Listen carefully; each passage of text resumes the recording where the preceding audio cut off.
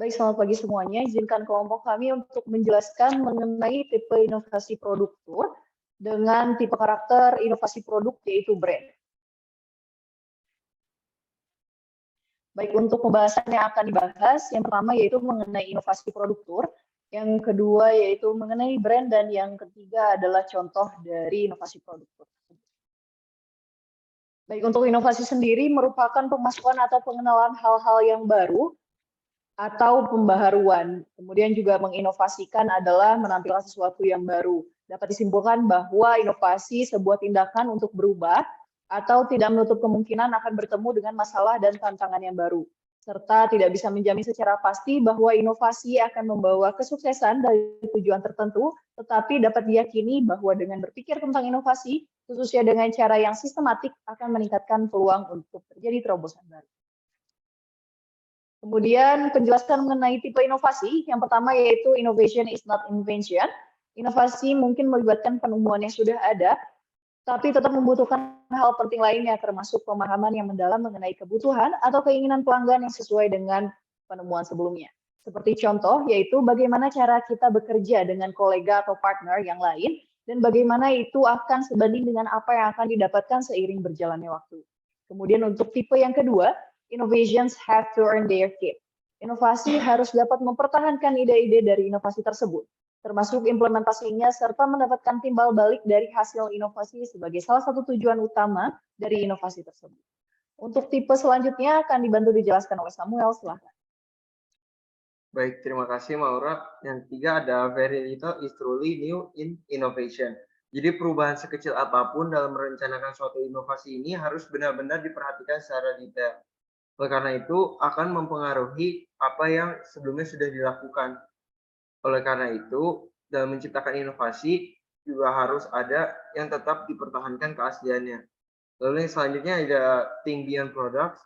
Jadi dalam berinovasi ini tidak boleh hanya memikirkan mengenai produk saja, tetapi hal-hal lainnya yang di luar produk tetapi berkaitan juga harus dipertimbangkan.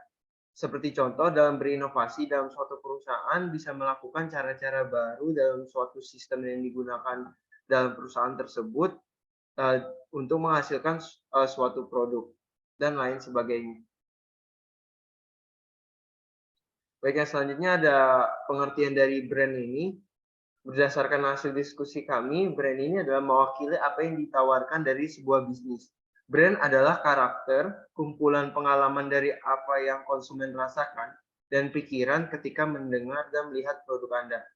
Brand adalah kumpulan atribut fisik, emosi, pemahaman logis, karakteristik, performa, aset, dan janji dari sebuah produk ataupun jasa yang ditawarkan.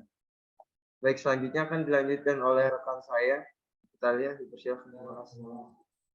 Baik, selanjutnya itu brand innovations. Jadi brand innovations ini bertujuan untuk membantu untuk menjamin bahwa pelanggan akan mengingat, mengenali, dan lebih memilih apa yang kita tawarkan daripada pesaing-pesaing kita. Dan brand innovations ini juga biasanya dibuat dengan strategi yang hati-hati yang diterapkan di beberapa titik kontak antara perusahaan dengan customer seperti komunikasi, periklanan, service interactions, channel environments, dan perilaku karyawan dan mitra bisnis. Lalu selanjutnya itu ada jenis umum untuk memperluas cakupan brand innovations yang biasanya digunakan dalam perusahaan. Yang pertama yaitu value alignment, di mana tipe ini mengekspresikan nilai dan ide perusahaan secara transparan dan konsisten. Lalu yang kedua ada extensions, di mana jenis ini menawarkan produk atau jasa baru di bawah brand yang sudah ada. Lalu yang ketiga, komponen branding yang meningkatkan nilai produk keseluruhan menggunakan komponen-komponen yang bermerek. Lalu yang keempat, private label yang membangun merek untuk barang yang diproduksi oleh orang lain.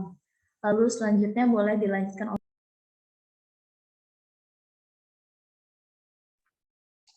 Selanjutnya adalah bagaimana cara menemukan brand innovation yang potensial.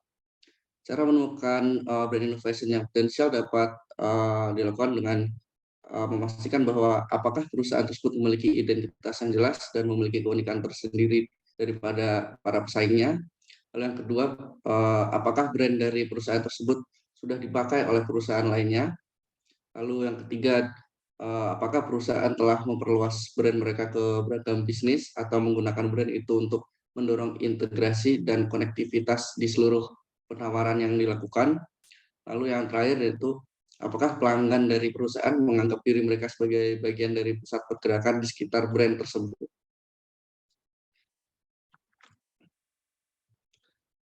Baik, selanjutnya yaitu contoh implementasi. Di sini kami mengambil contoh yaitu Panorama. Seperti yang kita tahu, Panorama adalah perusahaan yang bergerak di bidang tour and travel. Namun Panorama sudah mengepakkan sayapnya ke berbagai bidang. Ada di bidang hospitality, inbound, travel and leisure, media, dan juga transportation. Bisa anak-anak perusahaan Panorama bisa dilihat di slide. Next. Baik, mungkin sekian presentasi dari kelompok kami. Mohon maaf jika ada kesalahan. Terima kasih.